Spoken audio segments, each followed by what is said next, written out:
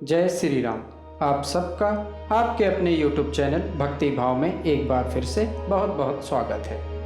आज हम आप सबसे निवेदन कर रहे हैं, खुद पर और भगवान पर भरोसा कभी ना टूटने दें। मुश्किल के समय में अक्सर हमारे मुंह से निकल जाता है, भगवान तुम्हें मेरे ऊपर तरस नहीं आता, या ये हमेशा मेरे साथ ही क्यों होता है।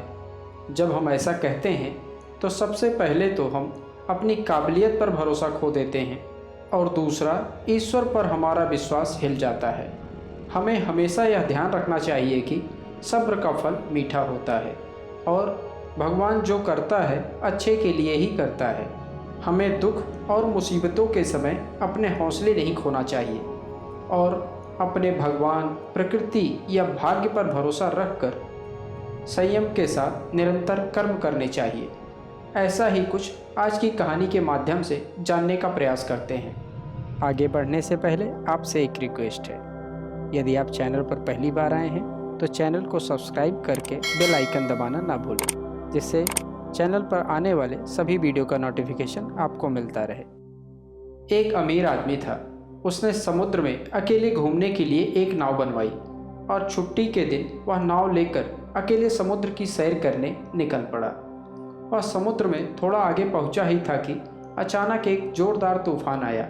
उसकी नाव पूरी तरह से तहस नहस हो गई, लेकिन वह लाइफ जैकेट के साथ समुद्र में कूद गया। जब तूफान शांत हुआ तब वह तैरता तैरता एक टापू पर जा पहुंचा, मगर वहां पर कोई भी नहीं था। टापू के चारों ओर समुद्र के अलावा कुछ भी नजर नहीं आ रहा था। उस आदमी ने सोचा कि जब मैंने पूरी जिंदगी में किसी का बुरा नहीं किया है तो मेरे साथ बुरा नहीं होगा। उसको लगा कि ईश्वर ने मौत से बचाया है तो आगे का रास्ता भी वही दिखाएगा। धीरे धीरे वह वहाँ पर उगे हुए पेड़, फल, पत्ते खाकर दिन बिताने लगा। कुछ दिनों के बाद उसे लगने लगा कि वह टापू पर फंस गया है, मगर अब भी ईश्वर पर उसका भरोसा कायम था। उसने सोचा कि इतने दिनों से मैं इस टापू पर मारा मारा फिर रहा हूँ, क्यों ना यहाँ पर एक झोपड़ी बना लूँ। पता नहीं अभी और कितने दिन यहाँ पर बिताने पड़े। पूरे दिन लकड़ियाँ और पत्ते वगैरह इकट्ठा करके उसने एक झोपड़ी बनानी शुरू की। रात होते होते उसकी झोपड़ी बनकर तैयार हो गई। अभी वह झोपड़ी के बाहर खड़ा होकर उसे देखते हुए सोच रहा था कि आज से झोपड़ी में सोने को मिलेगा। चलो, सर पर छप्पर तो आया, मगर अचानक से मौसम बदला और बिजली जोर जोर से कड़कने लगी। एक बिजली उसकी झोपड़ी पर गिर गई। उसके देखते ही देखते झोपड़ी जलकर खाक हो गई। यह देखकर अब वह व्यक्ति टूट गया। उस व्यक्ति ने आसमान की तरफ देखकर बोला, हे ईश्वर, ये तेरा कैसा इंसाफ है। तूने मुझ पर अपनी रहम की नज़र क्यों नहीं की। मैंने हमेशा तुझ पर विश्वास बनाए रखा। फिर वह इंसान हताश और निराश होकर सर पर हाथ रखकर रोने लगा। अचानक ही एक नाव टापू के पास आई। नाव से उतरकर दो आदमी बाहर आए और बोले, हम तुम्हें बचाने आए हैं। दूर से इस वीरान टापू पर जलता हुआ झोपड़ा देखा तो लगा कि कोई इस टापू पर मुसीबत में है। अगर तुम अपनी झोपड़ी नहीं जलाते तो हमें पता ही नहीं चलता कि कोई टापू पर है।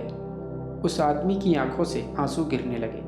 उसने ईश्वर से माफ़ी मांगी और बोला कि हे ईश्वर, मुझे क्या पता था कि तुमने मुझे बचाने के लिए ही मेरी झोपड़ी जलाई है। यकीनन तू अपने भक्तों का हमेशा ख्याल रखता है।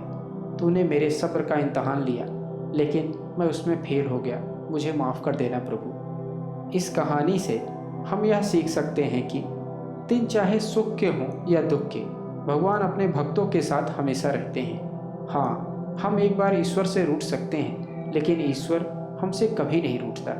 वह हमेशा अच्छा ही करता है। अक्सर हमारे साथ ऐसे ही हालात बन जाते हैं कि हम पूरी तरह निराश हो जाते हैं और अपने ईश्वर से रूठ जाते हैं और विश्वास खो देते हैं, जिससे हमारे आत्मविश्वास में गिरावट होती है। लेकिन फिर बाद में हमें पता चलता है कि परमात्मा ने अच्छा ही किया था, नहीं तो आज मैं यहाँ ना होता। इसलिए मुसीबत या दुख के समय हार मानने की बजाय लगातार काम करिए। क्या पता कब आपकी किस्मत आपको आपकी मंजिल तक ले जाए। इस वीडियो में इतना ही। हम जल्द ही आपसे अपने अगले वीडियो में मिलेंगे। पूरा वीडियो देखने के लिए आपका बहुत बहुत धन्यवाद। जय श्री राम। भगवान हम सबका कल्याण करें।